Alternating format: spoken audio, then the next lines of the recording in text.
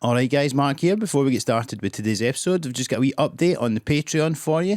As you'll already know, if you're a regular listener, for as little as £3 a month, you can sign up and get access to an extra episode every 2 weeks. And we've also got bonus content from our previous live shows up there. Currently, we've got the Stand Glasgow, the Glee Glasgow, and the first of our 2 Edinburgh Fringe live shows there. That one was with Paul Black as a special guest. They're already up on the Patreon, and coming very shortly, we've got exclusive access to a wee kind of documentary thing we made, a behind the scenes footage style thing, a day at the Fringe basically that we recorded on the day of our second live show at the Edinburgh Festival. So you'll see all the behind the scenes footage featuring myself, Stevie Stewart and CMB as we go about a day. We do our individual shows leading up to the 11:30 at night Some Laugh live show that we've done that evening, and you'll get access to not only the behind the scenes content but the entirety of that show, which featured Vittorio Angeloni and Marianne Robertson as a special guest. We'll also very shortly have the footage from the London live show that we just done. Thank you very much to everybody who came along to that, and that'll be up there, as well as access to tickets for future Some Laugh live shows. Details for a Glasgow show will become very shortly, and very exciting ones indeed. So if you want first dibs on tickets for that, sign up to the Patreon. Thank you so much to everybody who has recently signed up to the Patreon. We're now over 400 patrons strong, and what that means is that we can definitely keep going and keep growing as a podcast and do more bigger and better things as we go on in what we want to plan to do, including giving you guys basically more and more content. Thanks so much to everybody who did come to the live shows during the festival or came to me, Stuart, or Stevie's individual shows. A lot of the comics that have been on as guests in the last year or so also said how nice it was that people listening to Some Laugh were going along to their shows, and we really like that as well. So thanks so much to everybody who did so. We'll hopefully see you sign up to the Patreon and see you at a live show sometime soon. But thanks a lot for all your support so far, guys, and I'll speak to you soon. Welcome to the Some Laugh podcast. It could be like, oh, that was Some Laugh, or there was just some laughs. Well, no promising all laugh. No, there's going to be some. It's Some Laugh.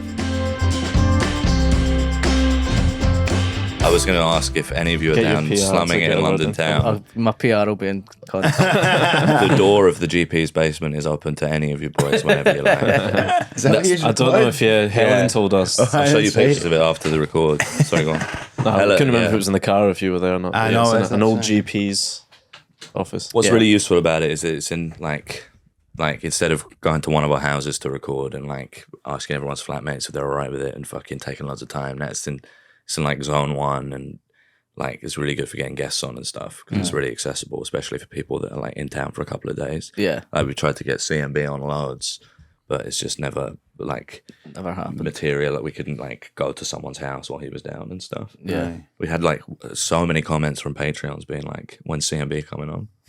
Really? He's a slime guy. He is slimy. He's a slimy guy. He's a fucking slimy guy. In the best way possible. Oh yeah, in a very, very respectful way. Yeah. He's a fucking slimy Not guy. because of his past. He's not like got like, you know, he's not like sort of some Machiavellian figure. He's just dirty. He's just a dirty boy, yeah. I remember, was there not like years ago, I don't know if it was your flat or someone else's flat at the Fringe, and he got so drunk and he was like wriggling around in the floor saying it was a slug and he was getting people to throw salt on him. That does sort of ring. When we were staying like 50% of every day, it was just tops off. There was the three of us walking around tops off or in our pants, just like slime boys, sliming around, smashed plates all over the floor, stuff all over the washing machine kept breaking. Everything was fucked. It was great. It was so good. I loved that flat you had because it was like beautiful. It was like a stone's throw away from Gilded Balloon in that square. So Nicholson convenient. Square. Nicholson Square, above right. Moss Kitchen, just a very like a sort of some itinerant comedian or another on the couch at all times. It was awesome, man. Just spent 100% of our time playing Mario Kart and going to 10 to 10 in Delhi. It was like, that's why I miss going to the Fringe. I had such a good time every year with Chris and Roscoe. There was one year where like we tried to like it's such a great flat. We tried to like nice up the landlords. So they'd like give us the flat first next year. Yeah. You know, it's fucking expensive. And we left like booze, like a nice bottle of wine and like a card on the table after we cleaned up. and they charged us fucking cleaning fee for leaving the wine. Awful. So bad. Fuck's sake. Was it because the wine was so shit that they were like, I'm not taking They're like, I this? want 2 presents. I want their deposit and I want this lovely bottle of wine that Ed and CMB and Roscoe have spent all their money on. Yeah, he's a slimy guy. Was it he got kicked out of the Gilded Balloon for pissing in the bin that year? Yeah. I was in the It's in sink. the sink. In the And then he had yeah. to stayed at my place that night. But Yeah, that it was a wasn't great because he was being a prick. That was because all the stalls were taken. Was that not right? No. Yeah, he wasn't just being. It wasn't like wanton destruction. Yeah. He was just in a bind. Yeah. It There's no was, urinals he in needed a that place. piss. He was looking for solutions, and he was in a pickle. Yeah. That toilet, I've Bad setup. bad setup. It's also weird where you're like 3 cubicles. And that's it. Only 3 cubicles, and everybody using them is like the biggest cokeheads. Yeah, everyone's just yeah. It's a nightmare. It's a nightmare. yeah.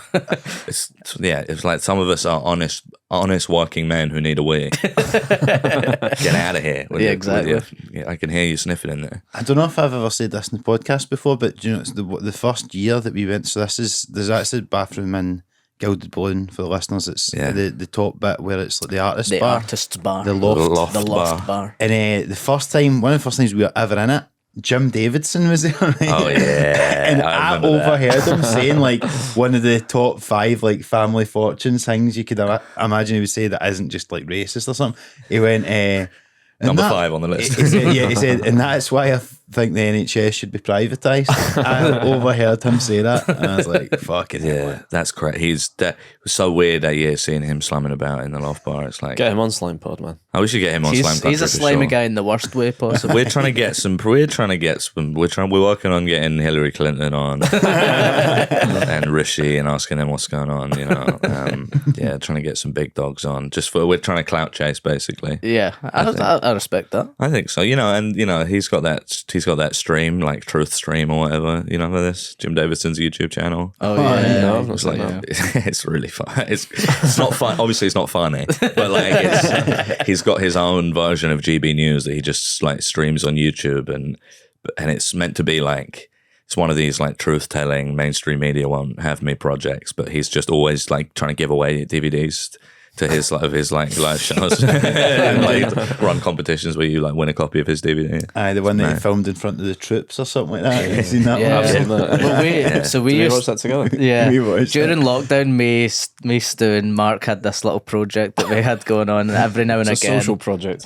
we would Yeah. watch like a Shite DVD. dog shit DVD from like a comedian, and one of them was Jim Davidson in front of the troops. That was just too depressing to watch though, wasn't it? 'Cause Yeah. the thing is, he is quite competent in He's a what really he does. effective It's stand-up. just that his material is horrible. Would that have been during active service in the Middle East? I think it don't must have think he been was during. serving. It must have been Not him, during yeah. like. He was gigging. He was working. He was as good as serving. He was helping the troops. He was helping them out. when he was doing Lucky Break or whatever, Yeah. and that's They see Jim national Davidson service do an thing. hour of stand up and they're like, "Do you know what? I actually don't mind if I get shot in the head." By the time makes them fearless in the next mobilisation. Have you ever seen that clip of Paddy McGuinness at the end of his live show talking about knife crime? Yeah. I've watched that whole DVD that's in a so similar good. vein. Big favourite of ours. Did we watch that? No. David Callahan Callahan done a did a thing show, where he that's was like just he made people watch It's it like and then give Gogglebox, their but loads of reactions. comedians watching Paddy McGuinness. I love that. Yeah. That's insane. There's like a Paddy McGuinness DVD, and the first is at the MEN Arena, because it's funny because he does all these different DVDs and they're all pretty shite, but like Yeah. each one he does like a bigger venue. It's like fairly not Time much. for the mass. Yeah, it is. Paddy Keep Mass. mass of everyone that might come up in That's conversation. right. Wow, that God. was so slick. It was crazy. Not got Jim Davidson one down there. Long time. But he's open. Every troop who's died in Afghanistan. You got a mask of that moment of silence. Imagine that. Imagine watching your favourite podcast and then like your dead husband from Iraq's face. That would be so crazy. It's just seeing your dad for the first time in 20 years and it's on this show and you're wearing a mask. That would be so crazy. No, but I do respect what they did.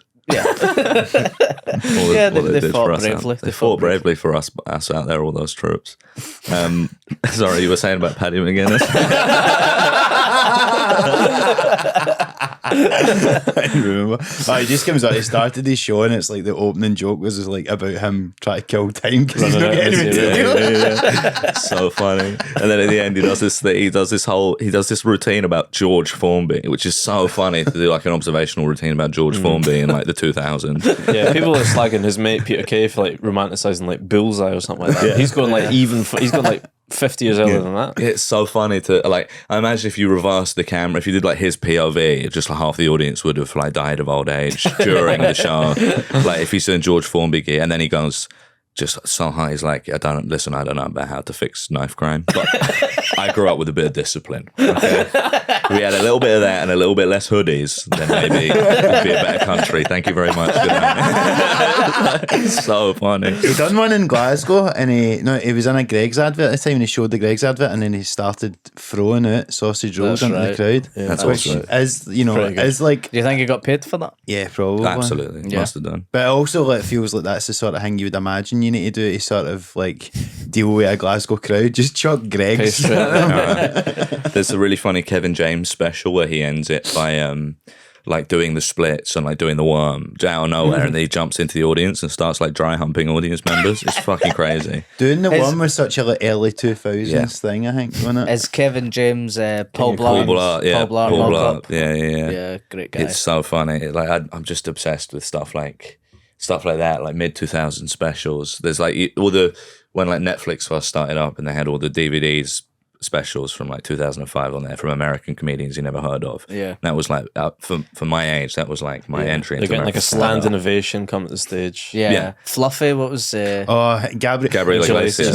I came in one night. My mum and dad were watching him, and I was like, "Why are you watching this?" And they're like, "Oh, we thought it was a film." And like, but like the thing is just called Fluffy, and it's just a fat guy standing a microphone. And I'm like, "Why did you? What kind of film did you think this is?" Like, how long do you think you need to watch it before you were like, this isn't a film? They must have quite quickly realised and just thought, it's a really experimental film. It's all in one take. It's all in one shot. It's like Birdman. Yeah. It's and then like when I was starting stand up, I thought that like Kevin James and fucking like Cat Williams were like my favourite comedians. Cat Williams is still one of my favourite comedians. I think the man's a genius. I've not watched the more recent ones. So how is it? Is it still holding up? It's just, it's 15 minutes of incredibly specific crowd work about this, like 15 minutes of it is inaccessible to me because it's about what, like, Kansas City is like or whatever. Yeah. I'm like, that sounds good. It sounds like they're loving it. And then I just think he's underrated because he's also one of these people that I think is just all about having a laugh. He's got a crazy life. Yeah. You don't hear about him like there are some comedians that live like kings and celebrities, like live in mansions and stuff, but you only ever hear about him outside of his specials, like getting beaten up by a 14-year-old at high school or like getting kicked off a local radio show for insulting the host too much, or like he uploads a video to YouTube of him like doing a diss track, like rapping. It's so cool, man. As Cat Williams did he open a special with like a specific song and then he kept playing it over? Is that him? And it was like if he was a librarian, he would come out to this. Me and Gareth will watch that during the Fringe. Yeah, that's something to start your Fringe show, is it not? Yeah, but yeah, a little bit. I just ripped Cat Williams. But, there's one where he comes out and his set is like the Oval. It's like a model of the Oval Office, except it's full of like half naked women. It's so crazy. It's like. I like imagine him being the guy that's like, for my stand-up special, I want to be in the Oval Office, and he's got that incredible bit about Michael Jackson that just like blows my mind every time I see it. Other people have like bits that they're like benchmark bits, but mine is his bit about Michael Jackson. Right, I don't know. What's the take on it again? He just goes like, like this is in like the early 2000s when Michael's still alive, and it's like a big thing in the papers, like is he or isn't he a beast? And he just goes like, I like to have sex with women, and so in my house I have things that the women like. But Michael Jackson's house has a merry-go-round, a lollipop dispenser. The whole crowd's like, ugh. He's like, this guy's a paedophile. He's like, gets really into it. It's so funny. And you were saying your new show's basically 80% paedophile stuff. It's because I love Cat Williams so much. I'm trying to be like the king. Yeah. I'm trying to be like you just put your show full of stuff you would like. Mm-hmm.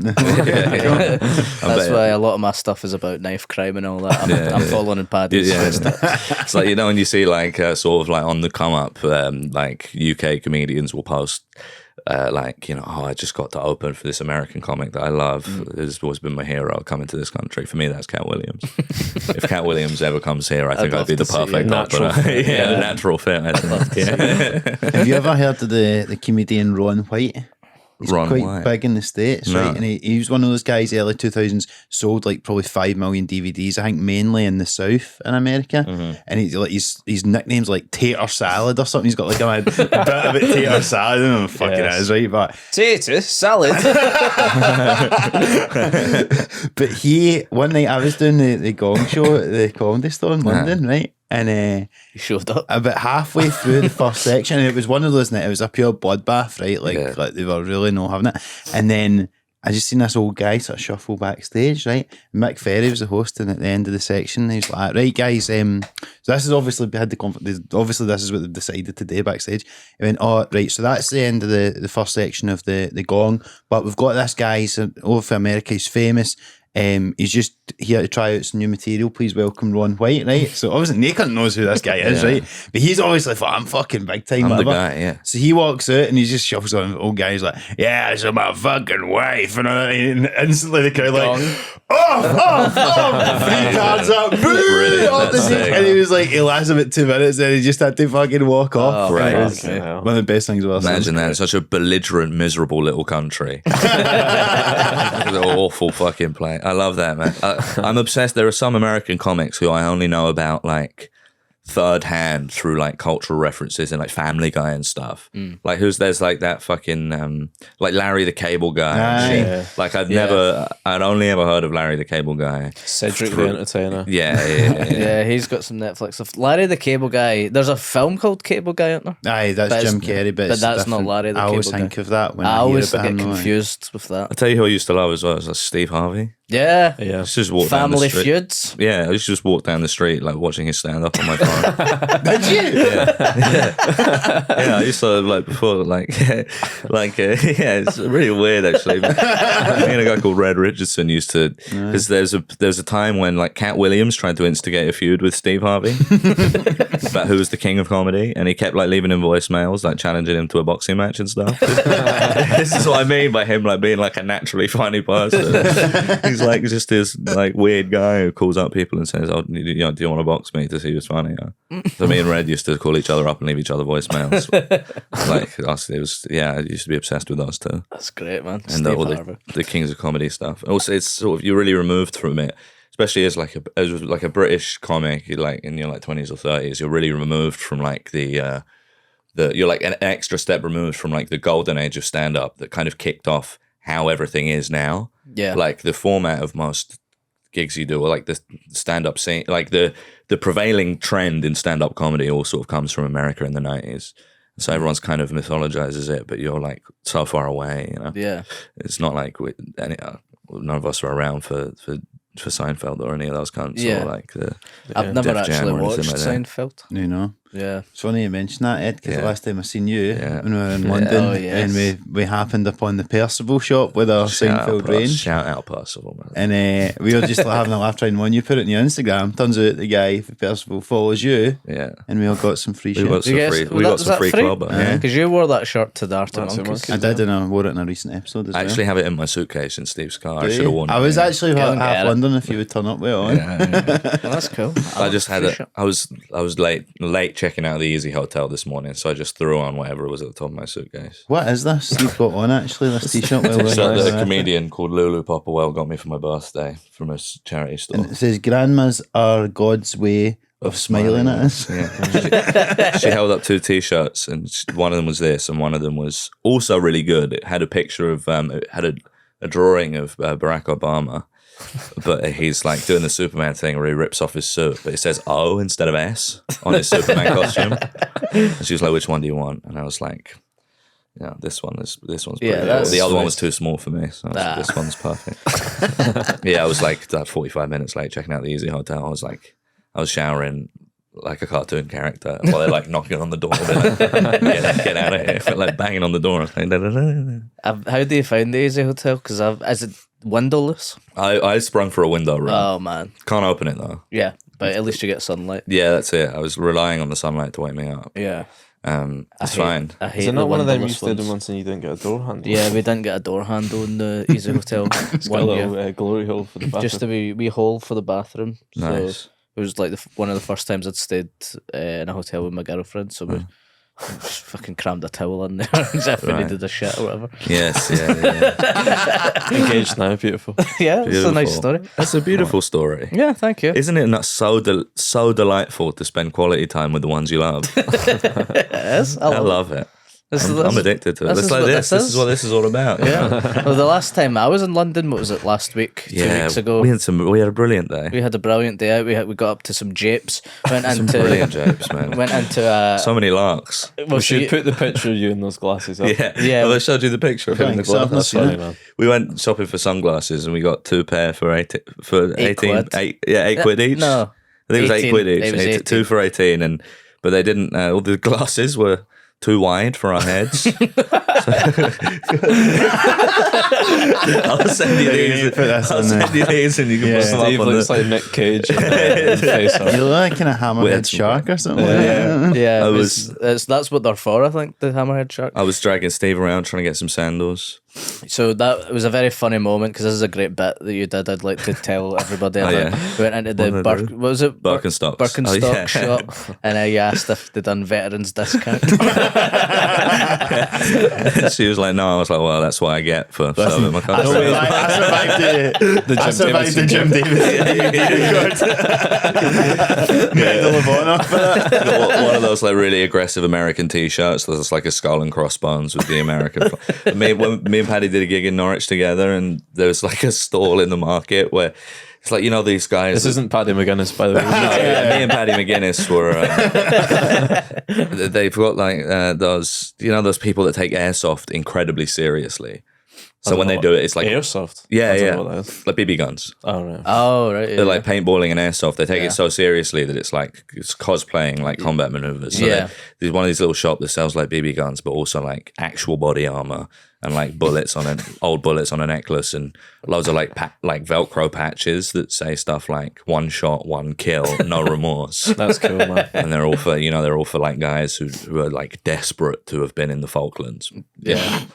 They're just running about the forest and running about the New Forest, shooting each other with a plastic gun, being like, "You're dead, you're dead. This is the Battle of the Bulge. You're dead." They're super cool. Those guys. I'm obsessed with they people rock. like that. Yeah. There's a cowboy town in Reading.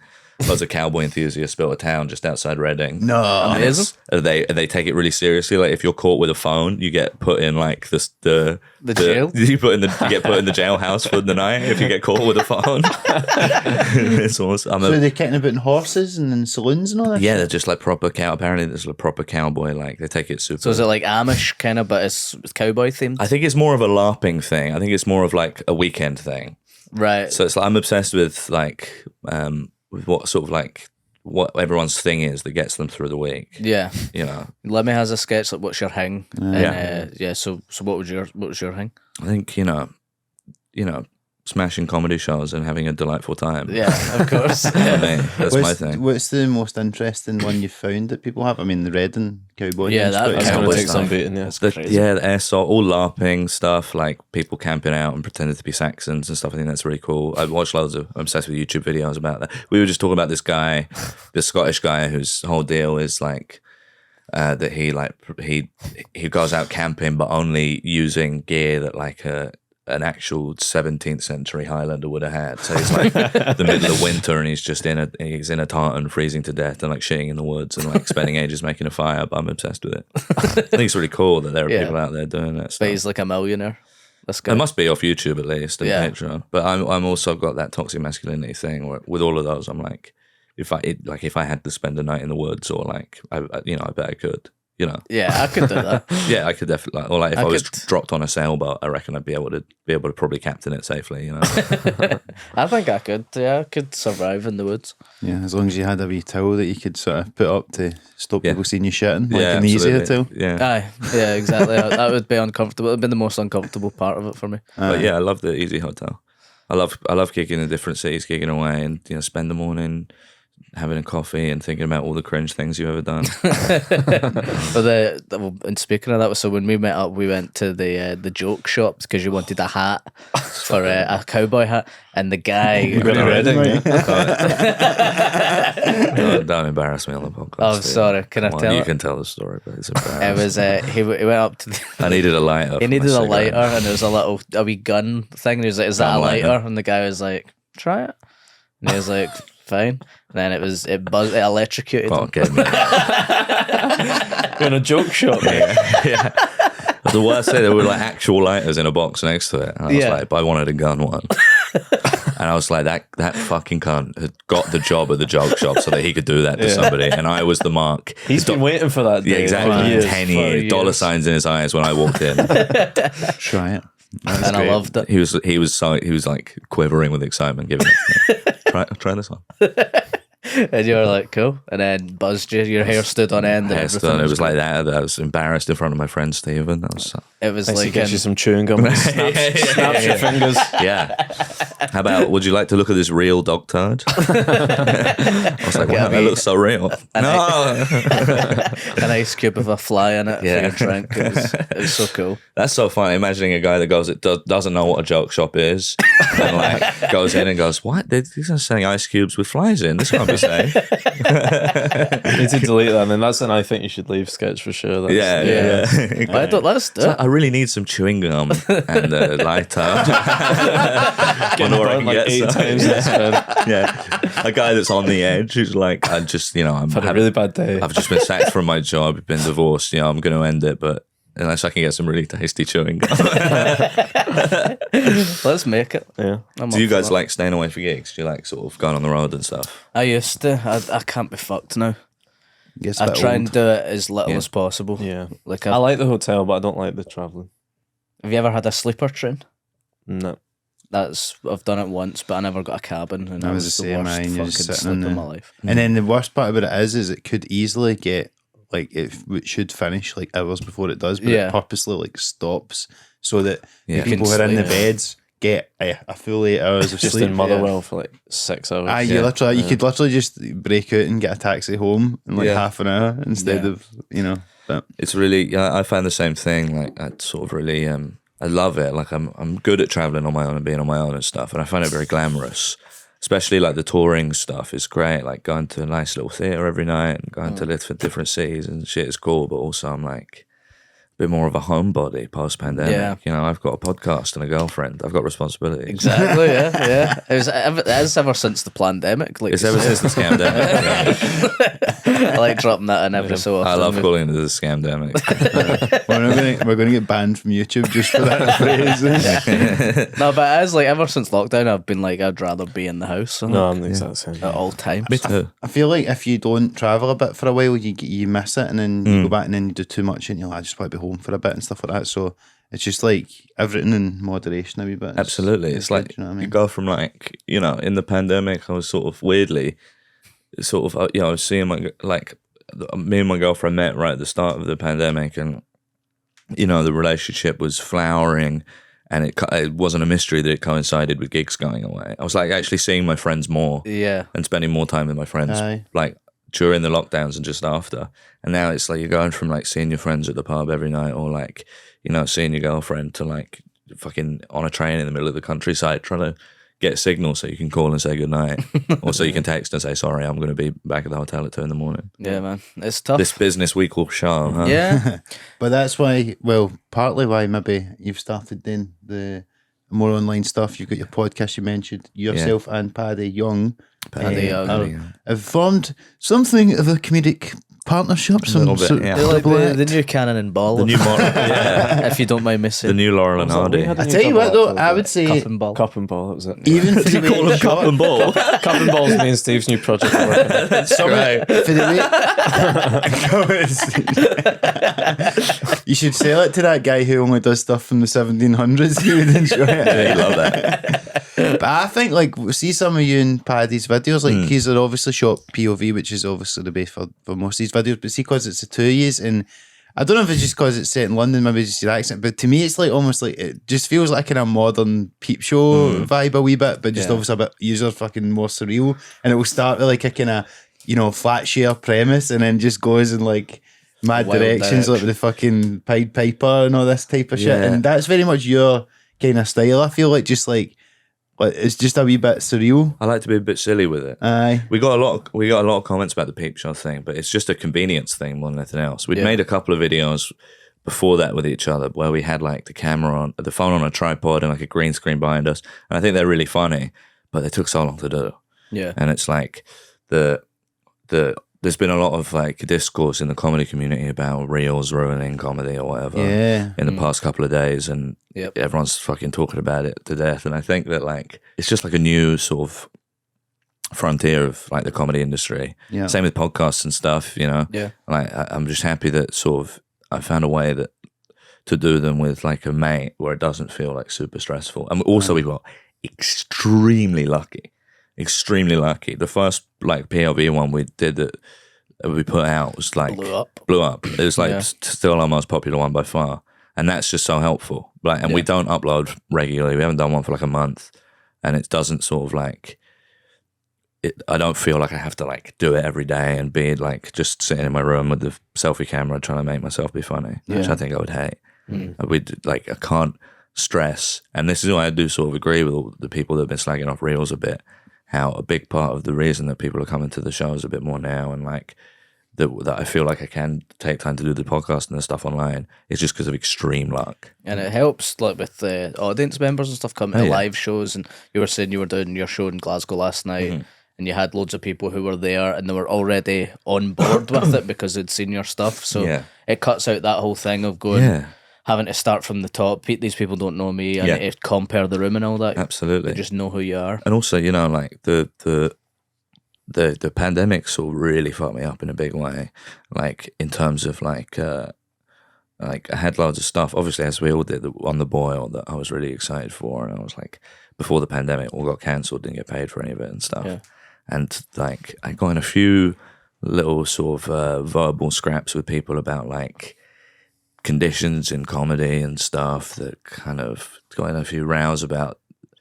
I feel very happy that I'm able to like I feel like I'm way more in control now that I'm doing way more stuff that's like just collaborative and like with my friends and my colleagues, and we could sort of do stuff that you've got more control over and that sort of bears better juicier fruit anyway. You know, like you were talking about, you know, fucking you just had Helen on the podcast, and Helen's been on our podcast, and I've been on Helen's podcast and stuff. And it's sort of everyone helps everyone. I think that's a much nicer way of going about doing things. Yeah, you exactly. know? Like you guys I was saying last night, I was talking to devotees of this podcast that all sort of really love you guys. They feel like they've got a connection to you guys, and they'll come and see you live. And it's so much better than being like told by 10 different people, if you pay me £1,000, I can.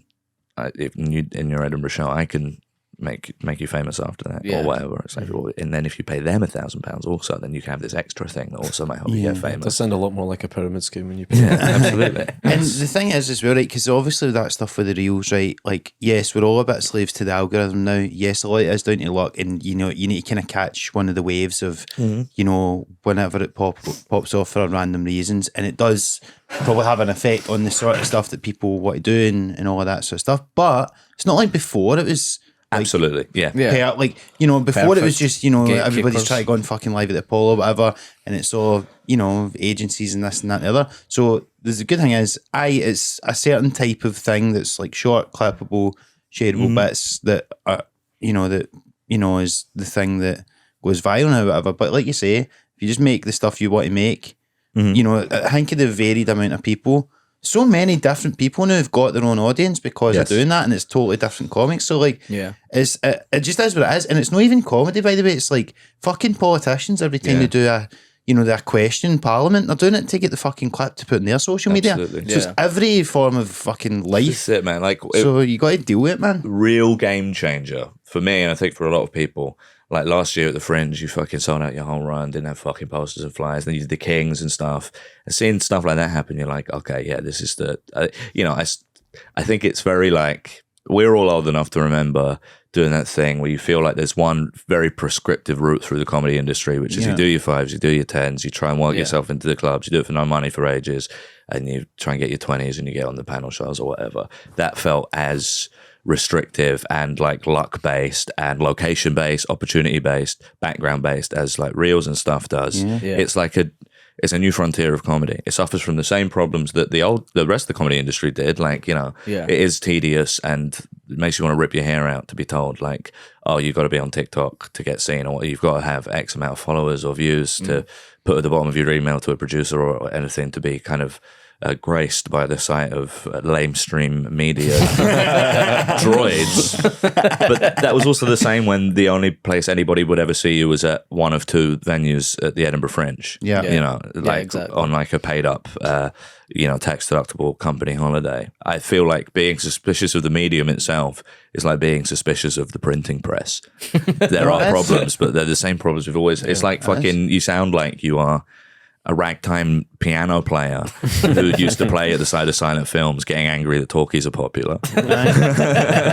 You sound like there's a lot of sour grapes, and it is like so true, and it always happens when you always think that like, oh, this was the way everything always was, and now this one thing's come along and changed it, but it's constantly like evolving, like how.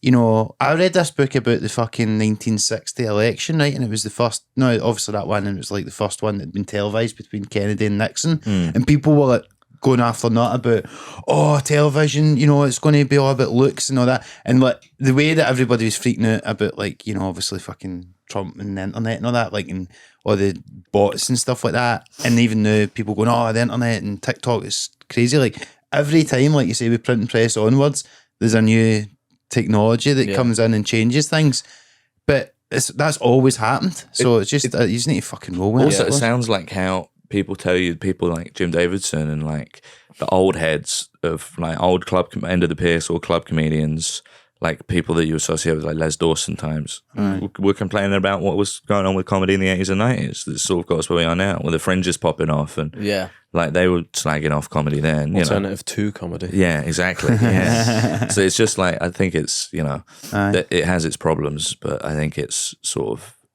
like it's made stuff so much more accessible for so many people as well. Absolutely. But I did freak out a bit. I was like, well, the most successful thing I've ever done is like a 90-second video that me and Paddy tossed off, and that's going to be the most useful thing for me. But I think you see the whole thing holistically. I think I'm really funny, and I like to get crazy with it.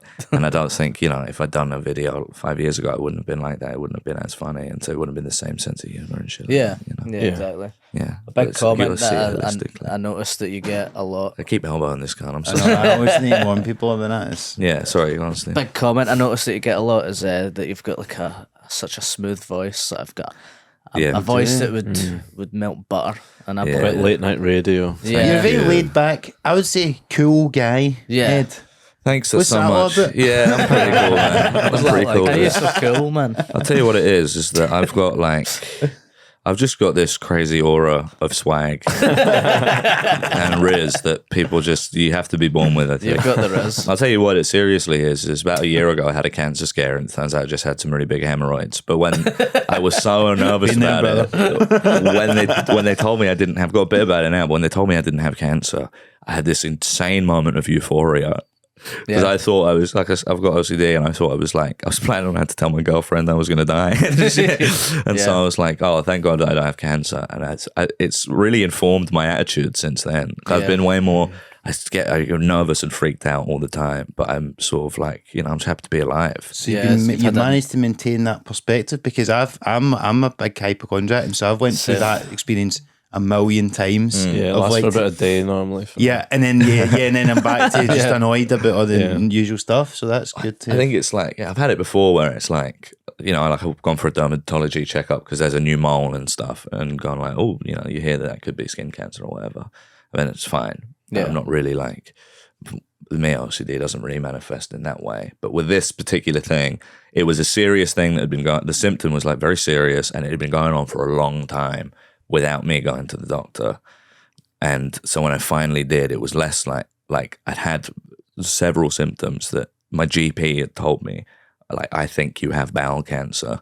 like this is super serious. Like I got The GP told you? yeah, Right. I got my appointment at the hospital like 2 days later. It was like really serious. So I wasn't worried about having it as much. So I was worried about having had it for years and it being too late to do anything about it. Yeah. So I was like, oh fuck, like I'm so stupid. I should have got this looked at years ago and this first come up, and now I'm going to die of cancer and fucking leave my girlfriend in the lurch and deprive everybody of my awesome risen swag. Yeah, there's gonna be one less podcaster in this world. That's a tragedy. I'm the same though. I feel that I'm quite a big hypochondriac as well, and I don't want to waste doctors' time as well. Me too. That's Yeah, one of my I'm like fit things. Yeah. So I went last week because I had this. I've got a lump in the back of my neck, and I was Remember like, you get me to feel it in the car. yeah. And My it's- diagnosis was it's fine, but get it checked out. So, yeah. We should talk about the old the neck thing, but basically. I always have that on. Right? Is that just my just the spine? neck, it's just the yeah. neck. No, it's like an actual lump though. It's like a lump that would just thing with it. And I went to the doctor. If you push it in, does it come out somewhere else? Comes out here. like little hairs all over. And I was real worried about it for weeks, and then got a doctor's appointment, and then like within 30 seconds, she looked at it and she was like, "Nah, it's not cancer.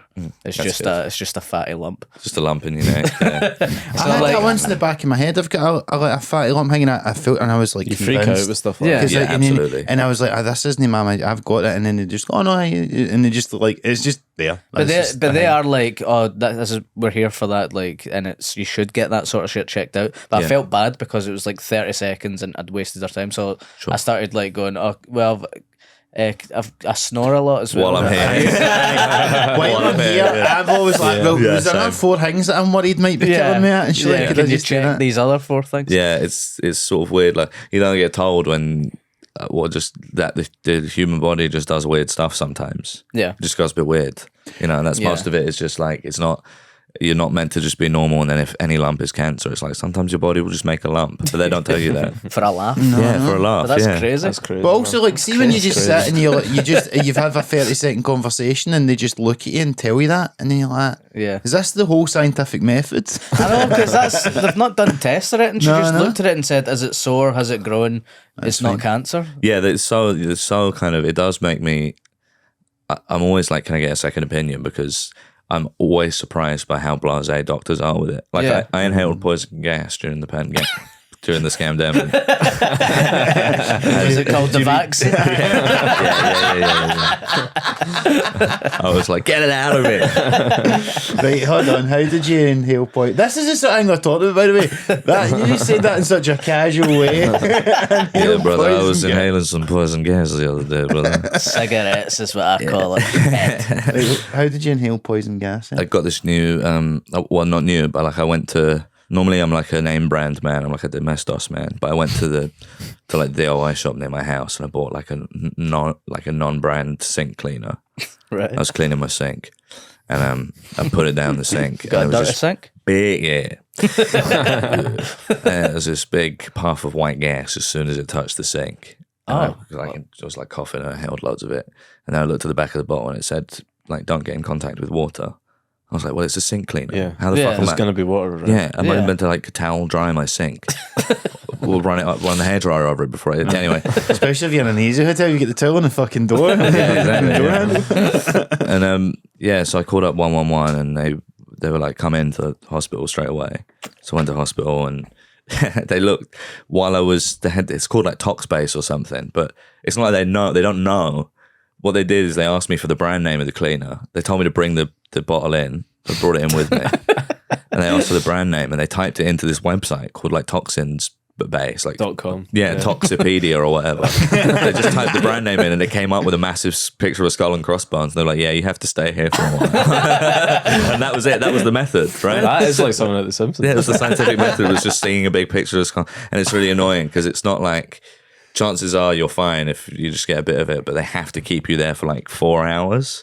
So I was just sitting in the hospital doing nothing for 4 hours. Right. And, yeah. Just to see if you reacted. Yeah, just to see within that, if something happens within that window, you're fucked. But like, otherwise What you're fine. sort of shit would happen? Because that seems like it would be too late at that point It's if bad something for has your happened. lungs, yeah, like bleeding lungs. Because you can make like chlorine gas, mustard gas, and shit in your bathroom really easily by mixing bleach and Water. ammonia and stuff. Right. I feel like you're the first person that's used that to actually try and clean your sink. Yeah. I reckon it's like that's for the huffers out there. It's for the huffers and puffers. They're like, "What do you need this for?" I'm like, "Cleaning my sink." They're like, "That's so crazy." I once sold this to someone who needs their sink cleaned. It's like a euphemism. Like, you got anything that will clean my sink? Yeah, Yeah, I've got the stuff. yeah, yeah. That happened to me when I was like 17. I thought poppers just like gave you a was a buzz. I drink. didn't know what poppers was for. Did you drink it? Nah, but I didn't know what poppers was like actually for. I thought it was just like something that gave you a little buzz when I was like a Why didn't you teenager. What Yeah, is that actually for? Why didn't you ask? it dilates Uranus. Oh, but It's for sex. It's for sex. Uh-huh. And so I went into the shop and I was like, "Can I have some of these room odorizers?" And he was like, "You need your room odorized." And I was like, "Yeah, I do." I thought he meant like. Which It also sounds like a euphemism, actually. I thought he meant like sniffing them in the bushes in free periods because it's cool when you're 13. But he Yeah. thought I was having, angry anal sex. yeah, which it's good. You know, it's useful stuff. Poppers. I have Yeah. since used them for them. But sure, what is the Real actual thing. reason? I know the reason's to widen the ass, but what's the actual reason? Surely that's That is the actual, but they call it a room odorizer. right. Which is literally euphemistic Mm-hmm. language. So, but they invented it to widen. They went, we need an arse widener. Can So you we're imagine gonna them maybe being a coincidental? Like, Yeah. you know, they didn't mean to. Yeah. It wasn't what they were setting out to do. Yeah, it's like one Right. of those inventions where it's Like just a Viagra. byproduct of what. Yeah, Aye. there's With someone. penicillin, they left some bread there and it moulded or whatever. Yeah, Like that just shit. some cunt was fucking trying to. Before you know it, folk are getting shagged up there. Yeah. Some guy was trying to invent like an incense stick, and he had the best sex of his life. Yeah. That's probably what it was. It's like Right. like cling film or something like that. Yeah, poppers are awesome. You should go and check them out if you haven't already. Also, new if you'd like sponsor. to make mustard gas, Ed, we'll Yeah. put the ingredients I'm in an the comments. expert. Anything you can huff or any gas, I'm your guy. Yeah. Yeah, Have you ever huffed glue? yeah. What's that like? There was a group of boys in my secondary school who used to sniff glue and come in all the soap dispensers. They're not too similar. Yeah. At the same time, was it I remember that the other day. Yeah, there was the group of, like the weird boys at your school, like Yeah. with all the ones that watch Jackass and stuff. The Yeah. one and Sure. skate, The fucking legends. the skater boys, and they would all. At I'm thinking lunchtime- like the weird guys. They would all sniff glue and come in the soap dispensers in the boys' toilets. That's crazy. It was awful. crazy, Yeah, man. That is I- crazy. Obviously, I've got OCD. I freaked one time. I freaked when I found that out because Were you washing your hands? I've washed my hands vociferously, and then like 8 years later, one of them was like, "Yeah, we used to come in all the soap dispensers," and I was like, But you've got really smooth hands. "My hands are the smoothest in the biz." Yeah. I've always noticed that. Well, thank you. No one's got smoother, more manicured hands. I take my hands very seriously. Got pretty smooth I'm at the hands. coalface of the Black Friars not being at the of Bell coalface. Street every day. The least callous hands in the world. You got them to thank for it, I suppose, coming in the soap dispenser and giving you the such. Yeah, I was like, this Smooth. soap is really good, lathering up so well. But yeah, The they fact used that to glues and sniff glue. adhesives just a byproduct. It was actually originally meant for coming in. Yeah. Put it in the soap dispenser. At least it's better than putting glue in this. No, it's probably not better than putting glue in the soap dispenser, is it? Super glue. Yeah, probably is. I would rather have some cum in my hands than have my hands stuck together. That Sure. sounds like something they'd I'll have in see a it. joke shop. That's crazy, man. Yeah, would you? Glue in the Yeah, hands thing. extreme joke shop where you Yeah. just jizz on you every time you try and do it. Yeah, extreme joke shop where you ask for a lighter and you get sexually assaulted. This guy's coming in your hands. Would you guys rather have cum? This is a good podcast question. Would you guys rather have? Would you boys rather have cum in your hands, or would you rather have them stuck together with glue? Like, is Cum. it super glue? Stuck together. Yeah, with super. Yeah, that's- gorilla glue. Yeah. both, please. You can wipe come off in a second. Yeah, exactly. My hands are always like this every Sunday. Do you boys ever sniff glue? Yeah. I'm sorry for coming on my hands. In the confessional. It's been 1 week since my last confession. I know. Is it the soap dispenser again? Yeah. Yeah. Yeah, it was crazy. I just remembered that. Obviously, when you're like 12, 13, it's in 2007 or 8, it's like a funny prank for these guys, obviously, to come in the soap dispenser. But then it's awful. I heard that and I was like, that's awful. Yeah, That's not awful. it's. I'm asking I a don't lot of remember that questions one here from back in because the day. did they bring the cum in or were they were they wanking I think into? they were jacking off in the toilets. Together as a group? I don't know. They just said that they came in the soap dispenser My for a question is, laugh. how did they That's unhang the soap dispenser? It seems a bit tricky to get Yeah. that thing off and take the wee. a lot of Yeah, the I was just time- picturing one of the wee. It's a project, yeah. Yeah, It's a no, it would difficult- be stuck onto a wall. Oh, if it yeah, was in yeah. school. Stuck onto They That's true. couldn't do it at Kimberly break Clark. time. It would have to be a lunchtime job. Yeah, exactly. What's she up to these days? I was just, that's the kind of sort of thing that happens at school, and you're like, that's, in hindsight, that's really terrible. Yeah, it's that they awful. were doing that.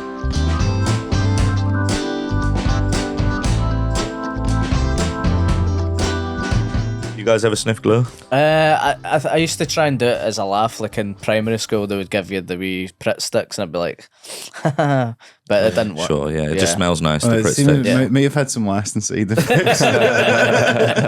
What's like the craziest drug you've ever had? What's like, do you guys sort of drug guys? No. Okay. I'm really kind of, I'm really shook of stuff like psychedelics because like I said, I've got like predisposed to like anxious, repetitive, catastrophic thoughts. And I hate the idea of being, like stuck in a loop for 24 hours of like indulging sort of my worst sort of like instincts. And I've also heard that when you do them, like that you kind of dictate at the start how good it's going to be by how chilled out you are. Yeah. But stuff, it's really chilled? all like mushrooms and acid and like really all the stuff that everyone says is really natural and joyful. I'm like, yeah, I won't touch that in case something bad happens. Give But me I'll the like fucking sniff bag of glue, glue. smoke salvia. I'll like smoke some rancid stuff in my Inhale mouth. mustard gas. Yeah, I used to like. Yeah. So you wouldn't be tempted by DMT? There's a podcast question for you. No, I don't think The Joe Rogan experience. This is the most bro-y episode we've ever done. Well, I'm a big bro, sure, that's fine. It's part of my masculine swag. I'd bring it into every podcast studio. How did you describe your mental disposition a minute ago? It was quite an interesting phrase that you used there. You said because of your perpetual. I'm predisposed to like catastrophic thoughts and stuff. How did you discover that? I discovered it through actually some like other comedians. All right. Because I thought like I'd been through like all the like mental health services on the NHS, like CAMS and stuff, and they're obviously all dog shit, and they like try and pile you off with pills because the waiting list is so long, and they can't like give therapy and stuff for This is everybody. what Jim Davidson was saying in Love Bar. Yeah. That's why he wants to privatise. yeah. This is what Jim Davidson was saying in front of the troops. Anyone here got anxiety? That would be a great turn for Jim Davidson. To say, like, I've just been recently diagnosed with ADHD. Instead of chucking out sausage rolls, he's chucking out diazepam, like guns with a single bullet in. Chucking rope into the crowd full of soldiers. Well, those are you that live. Killing civilians isn't good they for the were mental health. very brave. You know? So it was other comics that told you you were catastrophizing? No, just like I thought I had like like depression or something. I didn't really know much about mental illness, and I was just like, you go to the GP and you're like, you don't really know about it, or you're not used to talking about it. I was like, oh, I'm feeling crazy, and then like probably depressed. Here's pills, and I tried all the different pills for a while until I was like friends with a couple of other comics who were diagnosed with OCD, and then were eventually like, yeah, you're like a typical case. And I'd never thought about it. I just thought it was like, the most I knew about OCD was the Scrubs episode where it's like Michael J. Fox has it and he's just washing his hands a lot. And don't get me wrong, I love washing my hands, but I was like, I'm just being Not with cum though. polite. Yeah. Yeah. That's just normal to have OCD. And then I went and told the therapist all my symptoms, and she was like, that's textbook. And it's been a bit easier ever since then because I know what I'm dealing with, kind of thing. But yeah, for me, it's a lot of like, it's a lot on the obsessive side. So I like pick one thing, think really hard about it, and like, and that's sort of like the thinking I had cancer earlier. That like really compounds it. I'm not a hypochondriac, but I was just like fixating on that one thing, and like thinking about stuff. Really. What's the like? So just does it manifest more like you go down kind of rabbit holes and obsess over things, or like is there more stuff like washing your hands? Like do you need like is it like light switches on that for all that kind of stuff? I do have all that. I'm not like pure, but normally there's kind of like a sort of a oblique is maybe it's the wrong word, but there's like a tangential connection between the compulsions and the obsessions. Right. So it's somehow in your brain, like the doing the repetitive task until you get it right is like connected to making sure nothing bad happens from the thing you're obsessing about. And a lot of people like apparently get it because of like an event when they're young that sort of lodges this idea in their brain and stuff like that. So it's not like it's not like I'm consciously going like, if I turn the light switch off 10 times, this bad thing won't happen. But that's how it kind of feels deep down. You know, Yeah. like if I'm obsessing over something, I'll be more likely to go crazy about the light switches. Sure. You know, I used to do that when I was younger. There was a door stop on the bottom of my stairs. I'd have to touch it every time I went up the stairs. yes.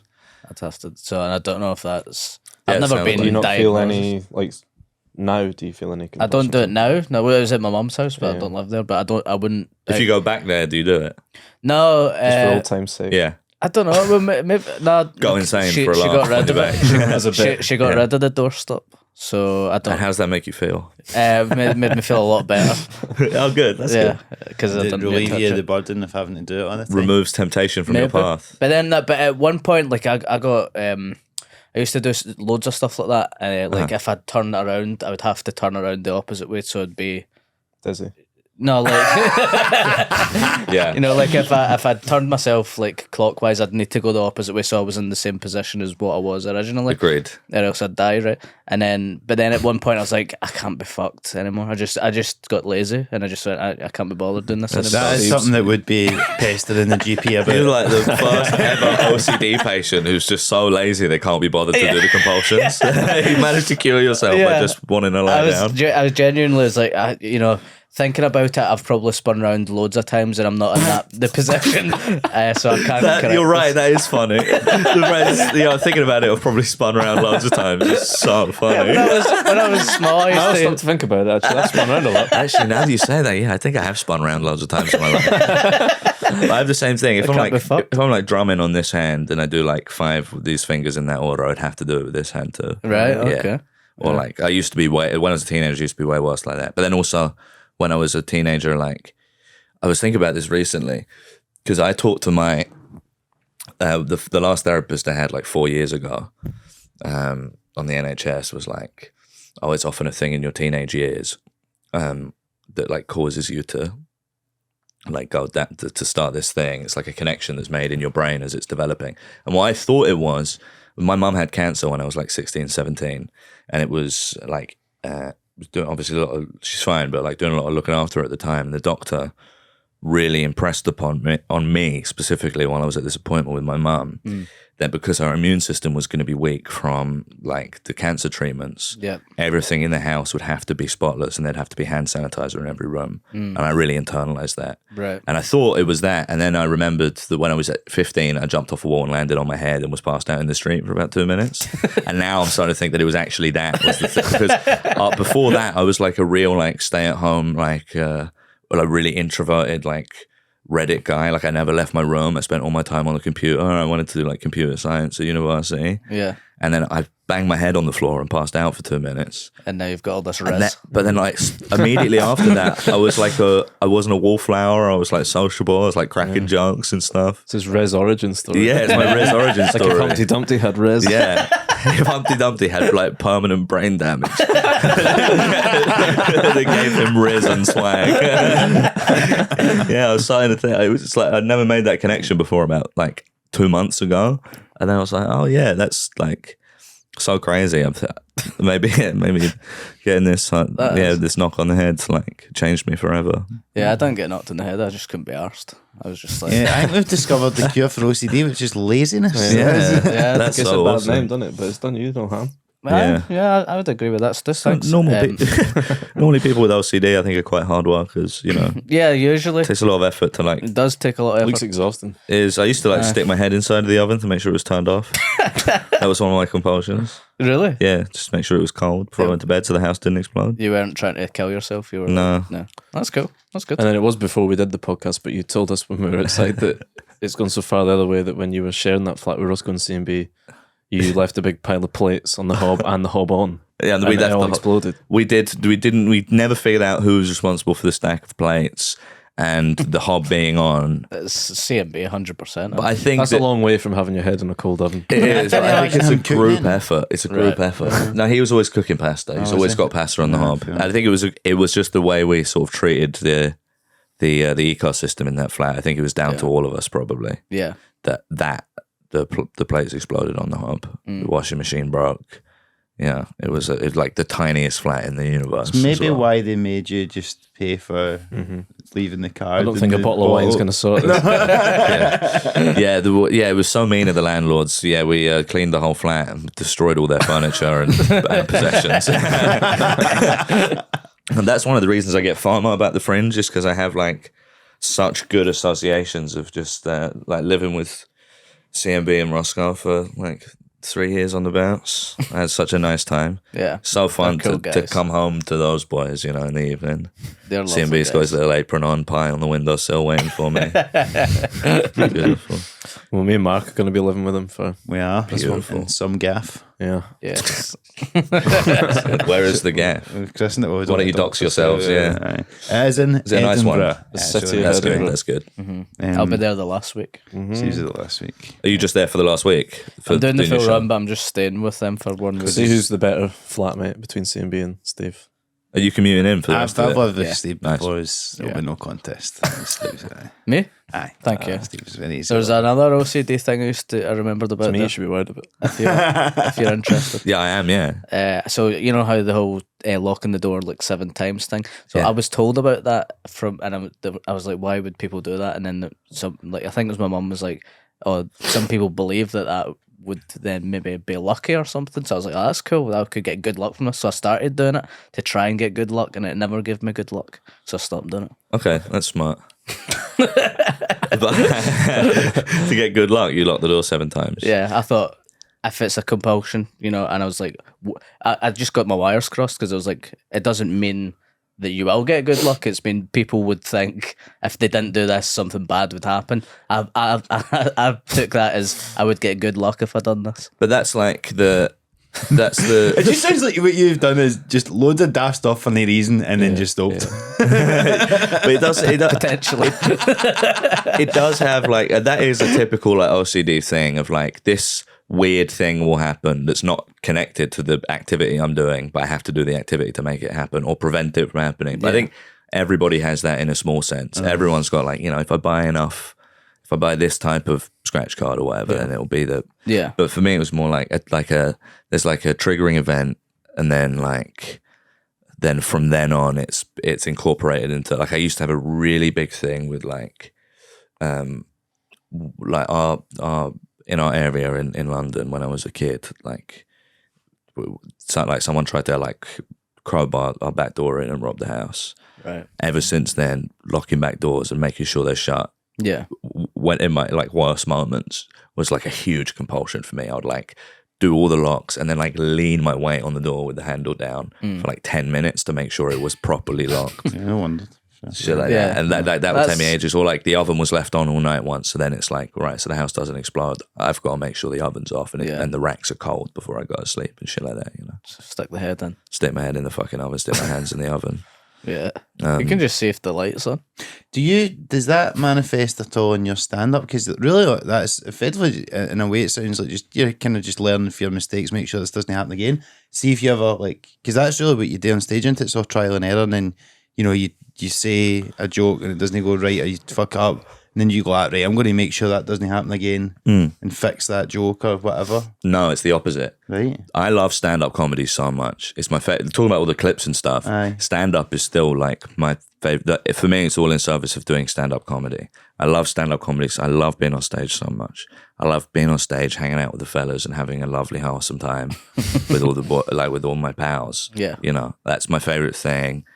And also, like, I have loads of things that I'm way better at now in the last couple of years, but I would always, like, before going on stage, I have to make sure my shoelaces were tied. I have to make sure I had a puff of my inhaler and, like... Does that mean glue? Yeah.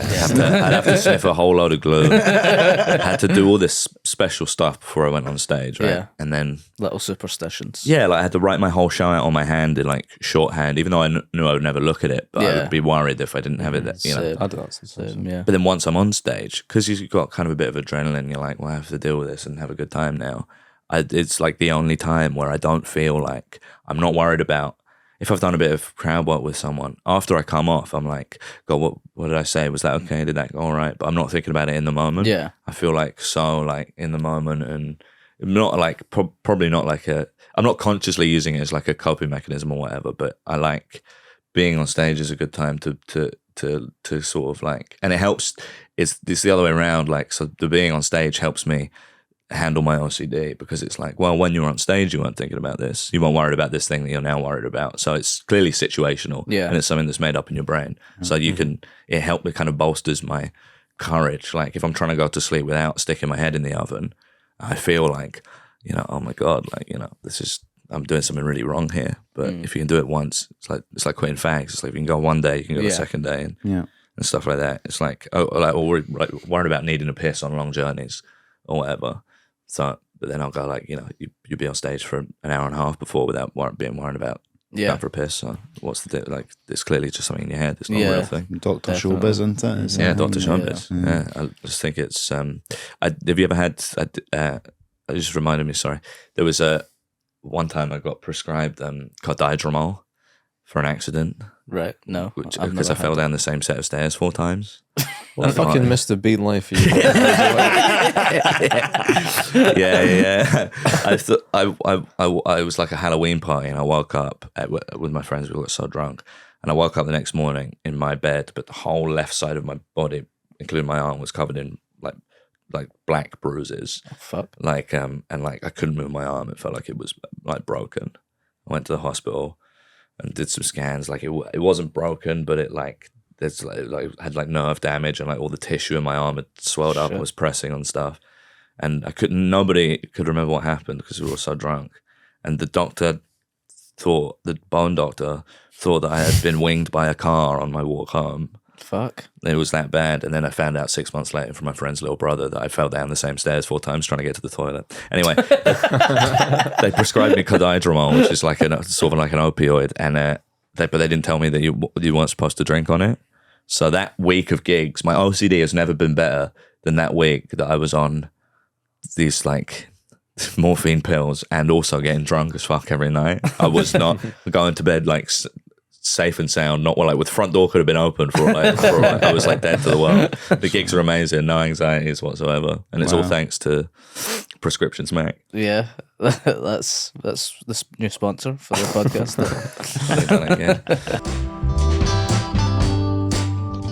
How are you getting on, Stuart? Yeah, I'm good, man. I really like that jacket.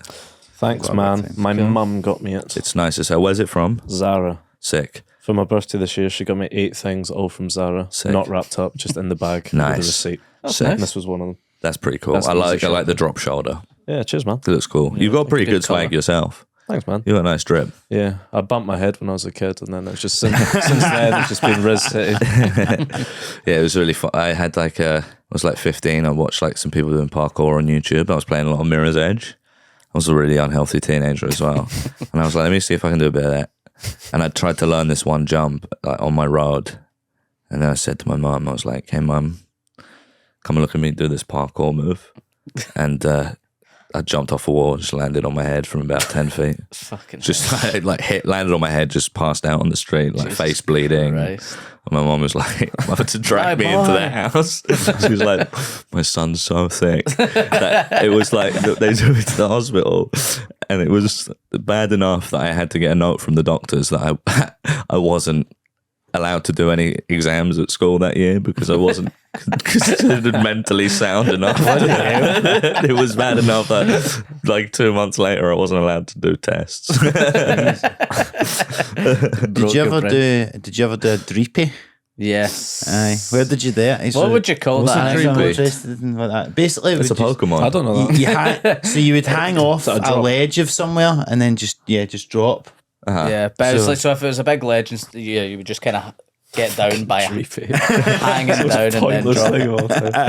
Just hanging off a ledge and falling down. Well, it's like, so if you were up on a big ledge. I done one once, and it was a wall. I was on 2nd Avenue near Clydebank High, and there was a big wall, and it was one of the ones you're like, I could do that, so you hang off it, so you're nearer the ground, and you would be just jumping off the whole thing, but then you drop, and then it was like, you're expecting to hit the ground, and then you're like, oh no shit, I'm still falling. Yeah, and I fell, and I probably was lucky not to fucking break my ankle or something, because it was Scrape so the whole front of your body on the way down. No, I didn't do that, but it's just you just land later than you're expecting to. Sure. Is that just to descend easier?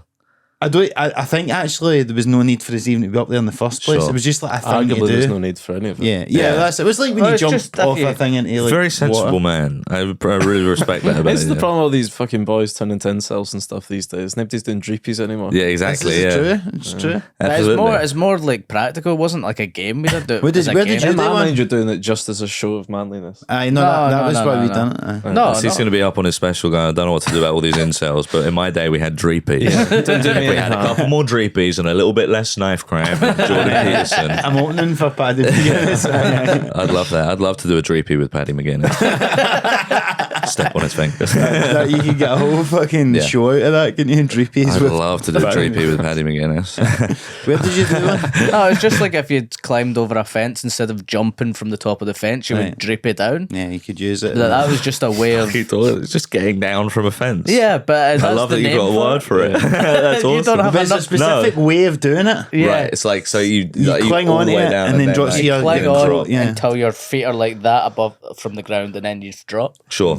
Instead of jumping from a fence, which you wouldn't do anyway, surely. but- Unless That's you a were a smart French way, don't parkour led, like you got to like roll like me, yeah. Yeah, You got to like land and like bend your knees and roll forward and stuff. that could be a parkour move. I wonder if anyone from parkour has incorporated dreepies into it. You know, it's like mixed Say, martial arts. Safe Like, parkour. It would be lovely, yeah.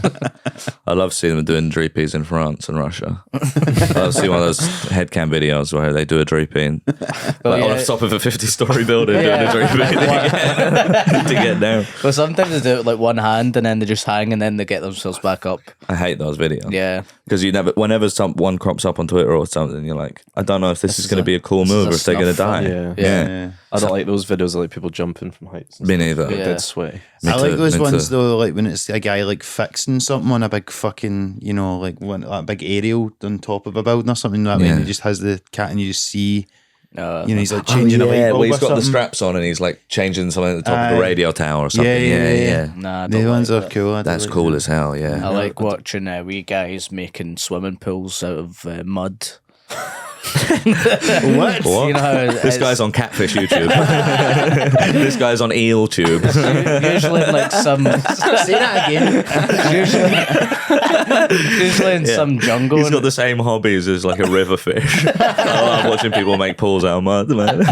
That's the fishing awards. Making pools And I out of hate mud. steamboats. No, I hate the big it's paddle in the boat. mud and he's carved it out and he makes it like a wee swimming pool and he's got wee steps and he's got like a bit that goes round and it's like I don't get this on my algorithm. man, I love it. I was Kitchen Nightmares revisited. It's like a 10-minute video and it's like sped up, so it's this guy doing this, but Oh yeah, some cunts making a cabin in the Norwegian Yeah. outback. I love seeing that stuff. Love that Some kid who's got like £1 trillion or whatever. It's like I'm 19 and I'm going to spend 2 years making a bad cabin. I'm like, that's great.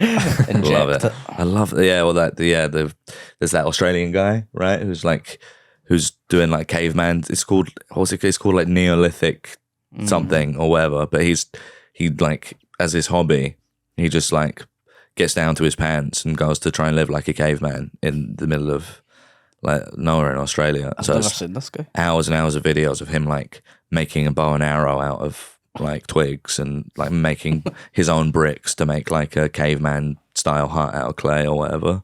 Cool It's as cool fuck. as hell, yeah. I'm like lying That's on the like floor the- in my room with the VR headset on, watching him like smoking big vapes and like watching him do. Yeah, man, I love stuff like that. I'm obsessed. I love the algorithm, and I spend like I'd say 90% of my time watching mad freaks do crazy stuff on YouTube. But on Twitter, the Watching some algorithm's fucked. podcast. Yeah, and the Summer Off podcast. The other 10% is the Summer Off podcast. My algorithm's fucked on Twitter because it's like showing me a lot of snuff videos and stuff, and I hate it. I always block it. But Yeah, I always block it, but it keeps coming up. I know. That's why. That's why Snuff I've moved videos to are what Threads. that is what people getting died. Like people dying and Getting died. Yeah, man, yeah. And I'm the People thick getting cunt here. Fat dreepy's gone wrong. It's always just like the dark side of Dreepies. this is it. I think we're all of the generation where it's like you'd watch like I remember watching like you'd be in IT class in year 7 and someone's just like sends you a live leak video of the cartel beheading an innocent villager with a chainsaw. Yeah. Or like Saddam. I remember watching Saddam's execution in school. Yeah. And stuff like that. Fucking shot with a shotgun. Yeah, and shit. Russian cunt falling up. Head cam of some Russian cunt falling off a 100-story building when they're trying to do parkour. And you're like, okay. Yeah, it's crazy. Yeah. Yeah, Pain we were Olympics. in that. Yeah, like Pain Olympics. when the internet first really took off. Yeah. and it was Beheading not videos and all controlled, that. and we were like 12 Horrible. and 13. I've tried to talk about this on stage, but I think older people don't get it, and younger people. It's like a really niche It fucks you up. strip of history. Younger people certainly don't get it. This is something really interesting, but everybody assumes that like the kids younger than us, because they sort of grew up with phones and computers being ubiquitous. Like for us, like, you know, smartphones, like our first phone wouldn't have been a smartphone. No. Like, I remember it being a big deal when the iPhone come out. You know? Yeah. But they're actually way less media literate because it's been like a feature of all their lives. Whereas I remember there being a lot of suspicion about the internet and stuff when I was in school, and a lot of like safety classes because it was brand new. And it's not like an Alexa in every home. Yeah. And it just sort of helps with your daily life. It's like YouTube was new, like the idea of it's like all the suspicion of like teachers and professors about Wikipedia comes from that sort of time as well. There's like a very thin strip of people who are quite media literate, and then either side it's just like failures. I was talking to someone who like who was saying that like he does like IT security and stuff for like big companies. Or no, he like works in like tech law, and he says that like big companies always fuck up because they've got like the best like IT guys and the best servers, and they've got the best like anti-hacking stuff, but like 95% of the security breaches are like some old cunt on the board of the company clicks on a link in an email because they think it's from the IT guy, but it's like, hello, I am Mr. IT man. Insert company name. Please click this .ru link to log into your account, and it's some like 8-year-old freak. Is like skull and crossbones comes up. That's crazy. And Isn't it's it? like 90% of it is just old people clicking links they're not supposed to, and then paying the ransom. That's very It's funny. so funny. Yeah, it's just weird. Like there was like a certain, you know, kids these days will never know about Meat Spin or Lemon Party. No. Yeah. big Or fan One of Man, those One Blue Jar. Wolf. Blue Wolf. Meat spin. One man, one stamp. I could What? go on. Mr. Hands. One man, one what? Remember Mr. Stump. Hands? Let's not get into that. Do you know Mr. Hands? No. He's a guy that got fucked to death by a horse, but yeah, we've been going for an hour, so maybe we'll leave it for the next one. There was the woman that got fucked by a horse. I seen Yeah, that one. that was a classic Bluetooth. You're just like, all right, I guess I've Yeah. seen bestiality now. Internal Yeah. bleeding was the cause of death, apparently. Yeah, that's the classic. That's like up there with Goldschlager has the wee bits that cut your throat. Yeah. So you get Yes, drunk. yeah. That's a classic. Yeah. But I was talking about this with Paddy and with the Death Hilarious the other day. The rumours in school of like the exam question where it's like, what's the definition of bravery? And a boy just writes this and walks up and fucks off. Have you heard that one? Yeah. No. Yeah, or like, yeah, that was a rumour used to go. Or like a kid, the other rumour was there was a kid in an exam who just stuck 2 pencils up his nose Yes, and slammed his head yes, into the desk I've and heard killed that. himself. Crazy. Yeah, I love those little. I heard They're that- still going around the Is schools. that what they I were hope worried so. you would do if you sat your exams that year? Yeah. Do you know who I heard done that actually? The rumour in Moscow was the Frosties kid I from the was gonna, advert. I knew it was going to be that. Yeah. Oh, the Milky Bar kid. Yeah, Do everyone's you like, oh, he remember killed or a pirate. Yeah, That guy. yeah, Yes. Yeah, It was he killed a himself. weekend. Everyone used to say. Yeah, I Don't heard know if that he it's true. killed himself. No, I think he's Frosty's alive. kid. Yeah, you Yeah, remember from there was the one that was advert. like a song and he danced through the town. It's gonna be great. It's gonna be that's great. Yeah. So that's the rumour he'd done that. The Stop Frosties pencil. eating me plate. Yeah. Yeah. And he's meant And to then stop he was the plate. cunt that done that because he was getting. He was the cunt. Everyone at school was like, that guy was so fucking annoying. Everyone in the world hated him and he Yeah, killed he himself. got bullied so much that he put 2 pencils up his nose and fucked himself off. He the desk. joked himself in the exam. and it's not true because Can't he be? he's on the podcast next week, guys. Tune in. The funny is, It's gonna be great. Stuff like that. The stuff like that, it's just so easy to check, but I never will. Yeah. I'll just go on for my whole. He could be living a full life out there, and he's Yeah. dead to me. He's Did you have any thriving. like local versions of that?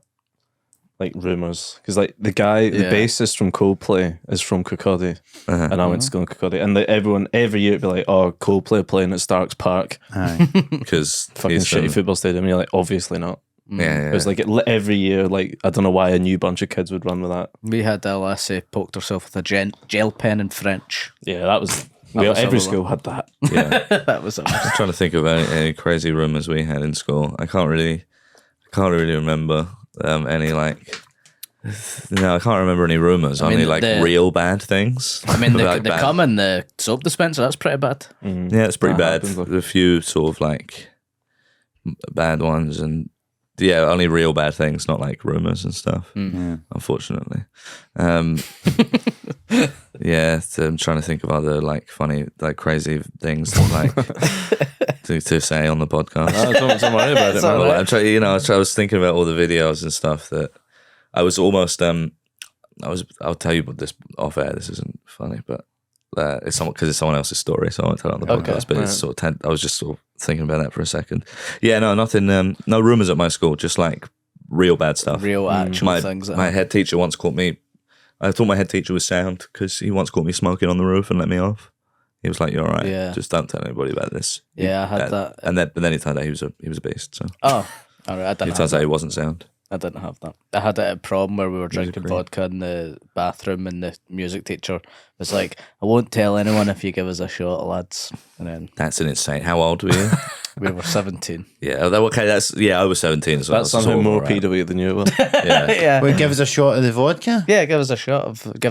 What am I- That's- imagine He's like, lose- give me the vaccine and I'll let you do it. What a like low stakes thing. Like he could have potentially lost his job. Yeah, that's so funny. and it was from the cap of the vodka thing. So it's not even a real Not shot. a full shot. Yeah. It's a sip. Jesus Christ. It's probably weird to segue into asking you about ITVX adverts now, isn't it? Yeah. The UK Yeah. special streaming service. Yeah. It's a great service. You got to check out A Spy Among Friends. Okay. Yeah. I watched that. I actually watched that and it's good. That's not like I'm not doing a bit. I watched it and I think spy stuff's really cool. Like again, like one of my toxic masculinity things is like, yeah, if I was just like dumped in Hungary in 1970, I think I would have been I would have made it as a spy. Nobody would have made me, you know. See, if somebody told me you were a spy, I would believe it. Thank you. What kind of spy? Like James Bond? I have I too don't know, much just. riz to Do you be think a there's spy. any spies in the comedy circuit? Do you think there is any? Because it would seem like a good place for them to maybe plant somebody. James Acaster. Of Maybe. course. He done a show. No, about being but an do you think undercover there's cop. any like Perfect intelligence? cover. Yep. You know? I think that broadly on the UK comedy scene, there is a very low level of intelligence.